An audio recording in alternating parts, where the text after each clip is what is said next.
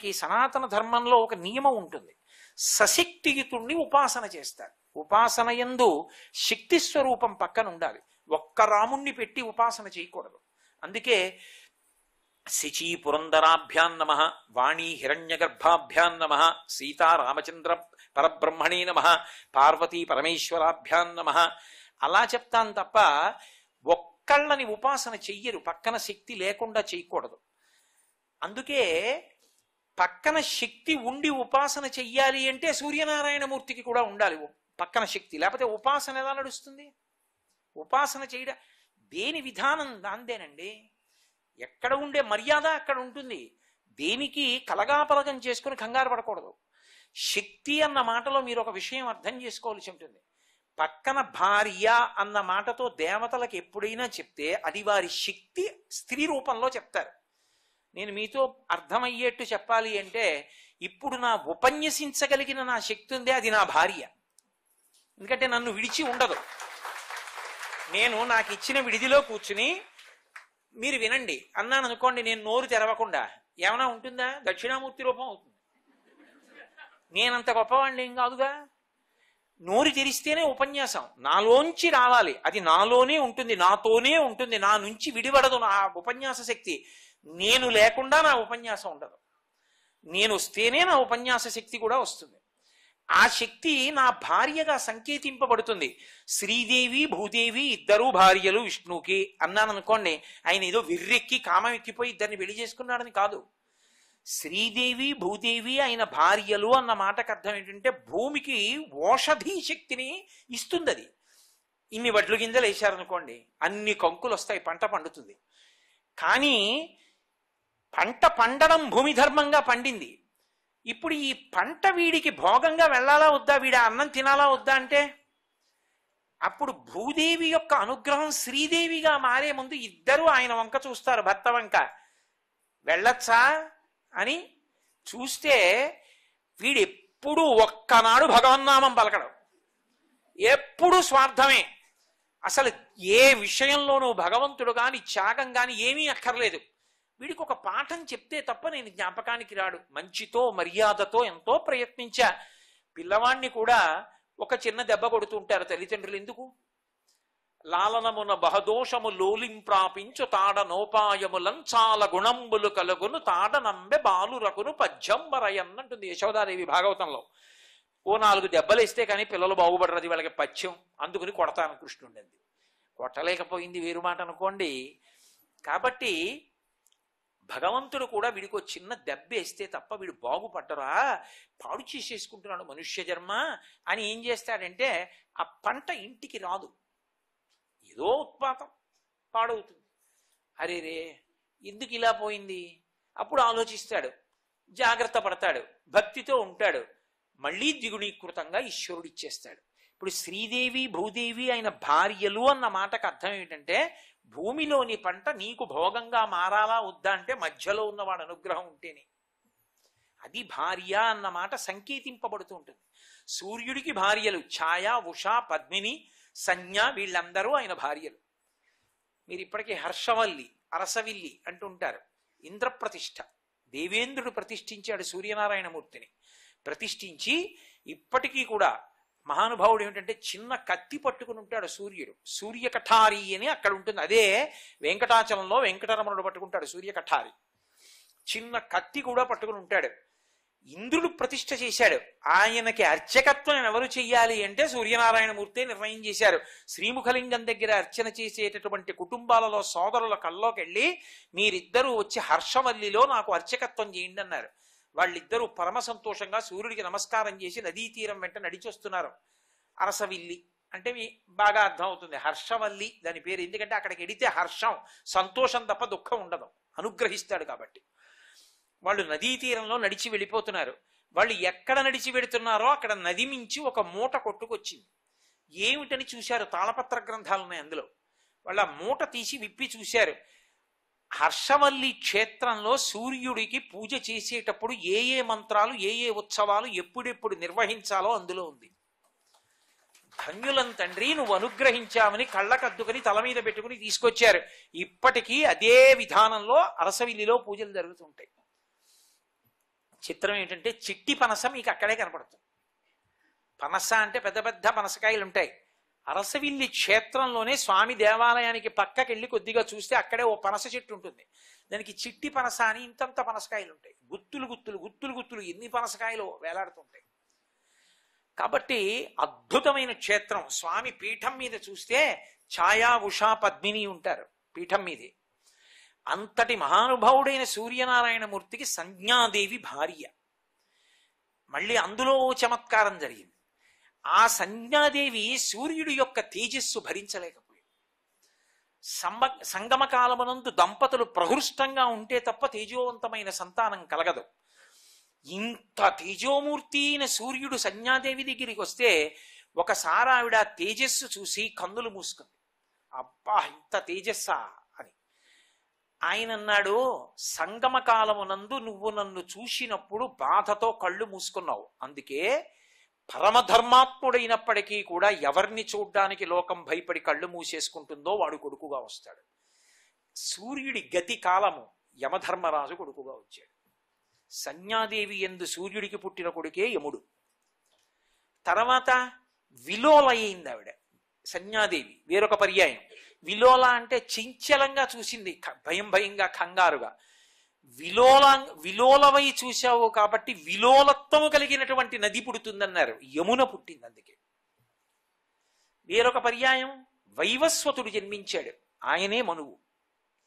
ఆయనకే సమస్త ధర్మములను సూర్యనారాయణమూర్తి నేర్పాడు. అందుకే మనువు యొక్క సంతానం కాబట్టి మనుష్యులు. అక్కడ నుంచే మనుష్యులందరికీ కూడా ధర్మశాస్త్రం అలవాటైంది. మహానుభావుడైన సూర్యుడు చెప్పింది అదంతా. కొడుకుకి గురువుగా నిలబడ్డాడు ఒకప్పుడు. అందుకే ఆ రామచంద్రమూర్తి యొక్క వంశక్రమం ఏమిటి అని అడిగినప్పుడు అందులో ఈ విషయాన్ని చెప్తాడు మహానుభావుడు వశిష్ఠ మహర్షి. చెప్తూ అవ్యక్తము బ్రహ్మ, మరీచి, మరీచి యొక్క కొడుకు కశ్యపుడు, కశ్యపుడి కొడుకు సూర్యుడు, సూర్యుడి యొక్క కొడుకు మనువు, మనువు యొక్క కొడుకు ఇక్ష్వాకువు, ఇక్ష్వాకువు యొక్క కొడుకు కుక్షి, కుక్షికి వికుక్షి, వికుక్షికి బాణుడు, బాణునికి అనరణ్యుడు, అనరణ్యుడికి పృథువు, పృథువికి త్రిశంకుడు, త్రిశంకువుకి దుందుమారుడు లేదా యువనాశ్వుడు, ఆయనకి మాంధాత, మాంధాతకి ధ్రువసంధి, ధ్రువసంధికి ప్రసేనజిత్, సుసంధి, ధ్రువసంధి, ప్రసేనచిత్, ధ్రువసంధికి భరతుడు, భరతునికి అసితుడు, అసితునికి సగరుడు, సగరుడికి అసమంజసుడు, అసమంజసునికి అంశుమంతుడు, అంశుమంతునికి దిలీపుడు, దిలీపునికి భగీరథుడు, భగీరథునికి కకుత్సుడు, కకుత్సునికి రఘువు, రఘువుకి ప్రవృద్ధుడు, ప్రవృద్ధునికి శంఖనుడు, శంఖనుడికి సుదర్శనుడు, సుదర్శనుడికి శీఘ్రగుడు, శీఘ్రగునికి మరువు, మరువుకి ప్రశుశ్రుకుడు, ప్రశుశ్రుకునికి అంబరీషుడు, అంబరీషునికి నహుషుడు, నహుషునికి యయాతి, యయాతికి నాభాగుడు, నాభాగునికి అజమహారాజు, అజమహారాజుకి దశరథ మహారాజు, దశరథ మహారాజుకి రామలక్ష్మణ భరత శత్రుఘ్నుడు. ఇంతమందిలో అవ్యక్తము నుండి బ్రహ్మ, బ్రహ్మకు మరీచి, మరీచికి కశ్యపుడు, కశ్యపుడికి సూర్యుడు, సూర్యుడికి మనువు. అంటే మనుష్య జాతికి సంబంధించినటువంటి సమస్త ధర్మములు నేర్పినటువంటి గురువై నిలబడింది సూర్యమండల స్వరూపం. మహానుభావుడైనటువంటి సూర్యుడు. ఆమె ఆ సంజ్ఞాదేవి ఈయన యొక్క తేజస్సు తట్టుకోలేకపోయింది. ఆమె తన ఛాయని చూసింది ఒకసారి, తన నీడనే చూసి, ఈయన తేజస్సు భరించలేకపోతున్నాను, నీకు నాకు భేదం ఉండదు కాబట్టి నేనే అనుకుంటాడు, ఆయనతో నువ్వు కాపరం చేయి, నేను వెళ్ళిపోతున్నాను అని. విడిచిపెట్టి వెళ్ళిపోవడాలు కాదు సుమా, అసలు సనాతన ధర్మంలో లేవు ఆ మాటలు. ఛాయాదేవిని తన స్థానంలో ఉంచి ఆమె బడబా రూపం, ఆమె ఒక హయ రూపాన్ని పొంది ఉత్తర కురు దేశముల యందు తిరుగుతూ తపస్సు చేస్తోంది. విశ్వకర్మ తండ్రి చూశాడు, ఏమమ్మా ఇలా వచ్చేసావన్నాడు. మీ అల్లుడి తేజస్సు భరించలేకపోతున్నాను నాన్న, వచ్చేసానని. ఈ ఛాయాదేవి సూర్యనారాయణమూర్తితో ఉన్న కారణం చేత ఆమెకి కుమారుడు కలిగారు. ఆమెకి కలిగినటువంటి మొదటి కుమారుడు శనీశ్వరుడు. శనీశ్వరుడు అనకూడదు, గ్రహములకు ఈశ్వరత్వం లేదు. గ్రహనాయకుడైన సూర్యుడు పరబ్రహ్మ. గ్రహములకు ఈశ్వరత్వం ఉండదు. గ్రహములు ఈశ్వరుడి చేత ఆదేశింపబడతాయి. అందుకే గ్రహములు తమంత తాముగా ఫలితాలు ఇవ్వలేవు. ఈశ్వరుడు ఇలా చూపించాడనుకోండి, వేలు ఆగిపోవలసిందే. అందుకే శ్రీకాళహస్తిలో శివుడు నవగ్రహ కవచం కట్టుకుంటాడు. అంటే ఆయనకి అది కవచం, అదొక ఆభరణం. అందుకే శివుణ్ణి నమ్ముకున్న వాడిని గ్రహాలు ఏం చేస్తాయిరా అంటుంటారు. అటువంటి నవగ్రహములలో ఒకటి శనైశ్చరుడు. శనైశ్చరుడు అంటే శనైహి శనైహి చరహ. ఆయన మిగిలిన గ్రహాల్లో వెళ్ళడం, మిల్లిగా మిల్లిగా వెడతాడు. అందుకే ఏలినాటి శని వచ్చింది అనుకోండి, అక్కర్లేని అల్లర్లన్నీ వస్తాయి. మెల్లగా మెల్లగా నడుస్తాడు. కాబట్టి శనైశ్చరుడు తప్ప శనీశ్వరుడు కాడు. ఆయన ఛాయాదేవి ఎందు పుట్టాడు. అలాగే ఆవిడకే తపతి అనబడేటటువంటి ఒక నదీస్వరూపం ఆడపిల్ల పుట్టింది. ఆవిడకే సావర్ణి అనబడేటటువంటి వేరొక కుమారుడు జన్మించాడు. కొన్నాళ్లకి గమనించాడు సూర్యనారాయణమూర్తి. అది కూడా ఎందుకు గమనించాడు అంటే యమధర్మరాజు వెళ్ళి చెప్పాడు, అమ్మ మమ్మల్ని ఎందుకో తేడాగా చూస్తోంది, ఆ పిల్లల్ని చూసినట్టు మమ్మల్ని చూడటం లేదన్నాడు. అనుమానం వచ్చింది సూర్యుడికి. అనుమానం వచ్చి ఛాయాదేవిని అడిగాడు. అప్పుడు ఆవిడ చెప్పింది సంజ్ఞాదేవి హయరూపంలో వెళ్ళిపోయింది. భార్య యందు ప్రేమతో తాను కూడా హయరూపం ఎత్తి వెళ్ళాడు. వెళ్ళి ఉత్తర కురు దేశముల యందు ఆమెతో హయరూపంలో క్రీడించాడు. క్రీడిస్తే అశ్వనీ దేవతలు పుట్టారు. ఆ అశ్వనీ దేవతలే దేవవైద్యులయ్యారు. దేవతలకి కూడా వాళ్లే వైద్యులు. ఒకప్పుడు శంకర భగవత్పాదులకి భంగధర వ్యాధి వస్తే అశ్వనీ దేవతలు వచ్చి వైద్యం చేయబోయారు. వాళ్లే దేవీ భాగవతంలో కూడా ఆఖ్యానంలో కనపడతారు, మహా అందగాళ్ళు, దేవవైద్యులు. అటువంటి అశ్వనీ దేవతలు ఆయనకి సంజ్ఞాదేవి హయరూపంలో ఉండగా జన్మించినటువంటి వాళ్ళు. లోకాన్ని అనుగ్రహించడానికి అనేక రూపాలతో ఈశ్వరుడు అనేక రకాలుగా అనుగ్రహిస్తూ ఉంటాడు. అలాగే పద్మిని, పద్మిని అంటే పద్మమునందు ఉండునది అని లక్ష్మీదేవి. ఆ పద్మము వికసనమును పొందాలి అంటే సూర్యకిరణములు పడితే తప్ప వికసనమును పొందదు. అసలు పద్మిని ఆయన భార్య అన్నప్పుడు రెండు విషయాలు తెలుసుకో అని గుర్తు. ఏమిటి అంటే పద్మము ఉందనుకోండి, పద్మమునకు ఒక లక్షణం ఉంటుంది, అది ఎక్కడ ఉన్నా బురదలో ఉంటుంది.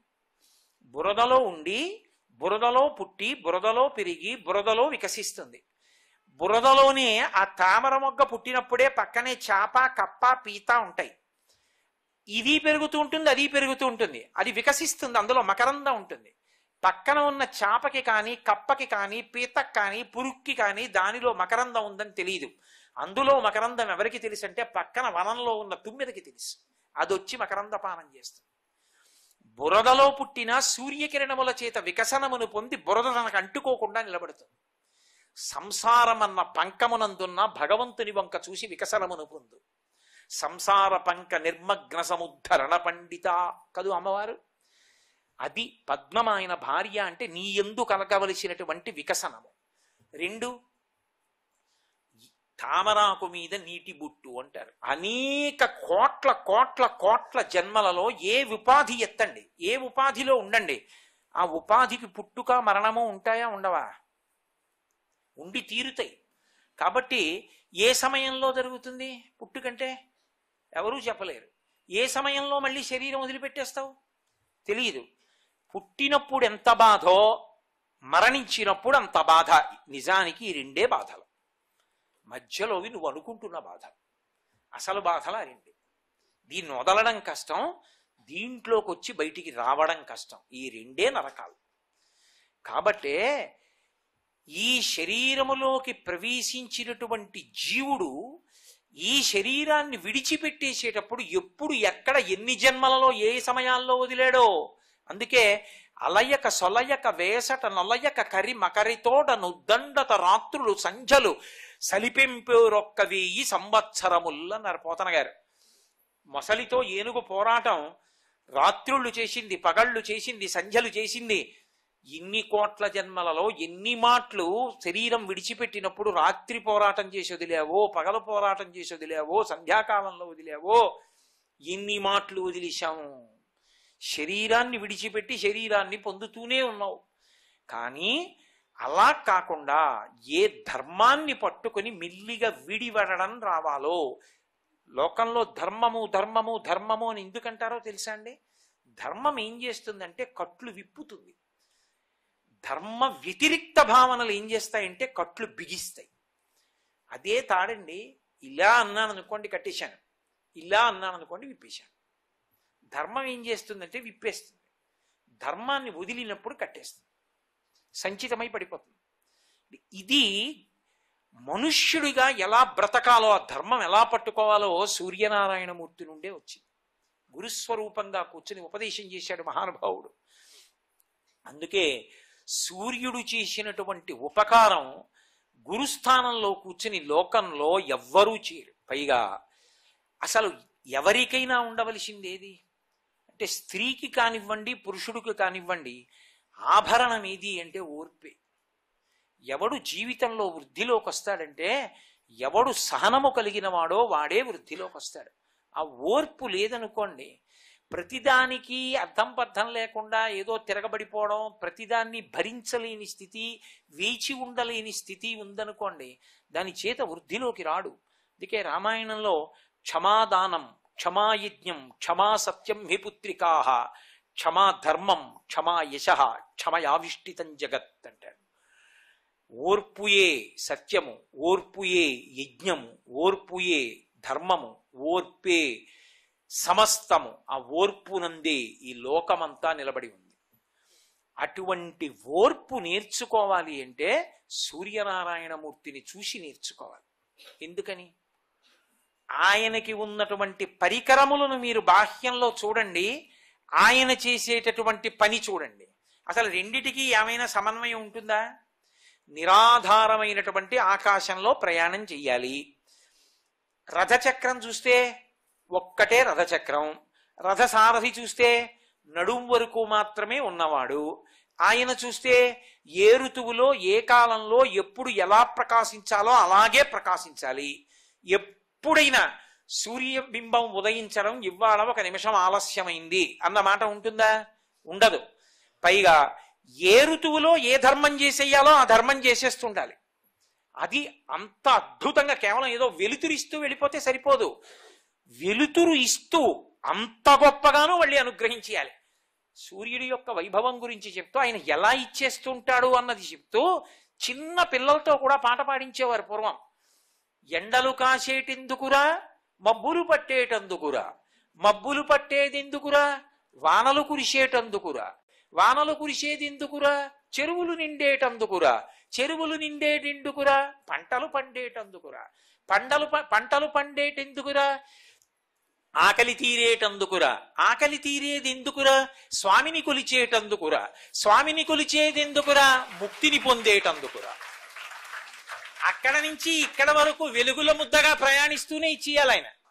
మళ్ళీ ఇవి వేరు పనులండి, అది వేరు పనండి అంటే కుదరదు.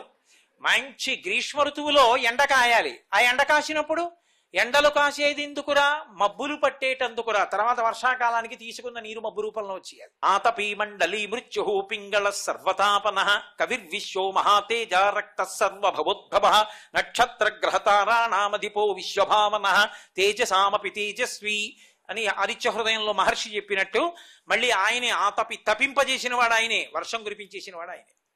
కురిపించేయాలి. కురిపించిన వాడే పంటలు పండించాలి. పంటలు పండించిన వాడే ఔషధీ శక్తినిచ్చి అన్నం ఇవ్వాలి. అన్నం ఇచ్చిన వాడే జీర్ణం చేయాలి. జీర్ణం చేసిన వాడే శక్తినివ్వాలి. శక్తినిచ్చిన వాడు బుద్ధినివ్వాలి. బుద్ధినిచ్చిన వాడు వైరాగ్యం ఇవ్వాలి. వైరాగ్యం ఇచ్చిన వాడు మోక్షం ఇవ్వాలి. ఇన్ని పైన తిరుగుతూ ఇచ్చేయాలి. ఏదో వెలుగులు ఇవ్వడం కాదు. ఇవన్నీ ఉన్న సాధనములు, ఆయన చేసే పని. చదువుకోరా అంటే నాకు వేరే గది ఉండాలండి అన్నాడు అనుకోండి, ఓసారి సూర్యబింబం చూపించి చెప్పాలి.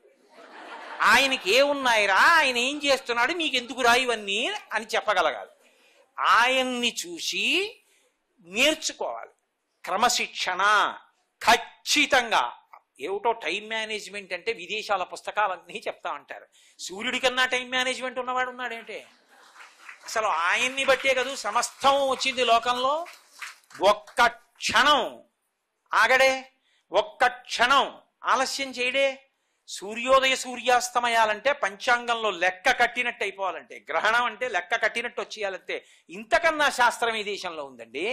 ఇంతకన్నా శాస్త్రజ్ఞులు ఎక్కడున్నారు? రామప్ప దేవాలయంలో కట్టినట్టు అటువంటి అద్భుత దేవాలయ నిర్మాణం చేసిన వాళ్ళు ఎవరున్నారు? ఆ సూర్యనారాయణమూర్తిని కన్నులారా చూడాలనుకుంటే తిరుపతి వెడితే పద్మసరోవరం ఎదురుగుండా పద్మములు ఎప్పుడు వికసించి ఉండి అందులోంచి పద్మావతీదేవి రావాలంటే సూర్యప్రతిష్ఠ చేశారు స్వామి.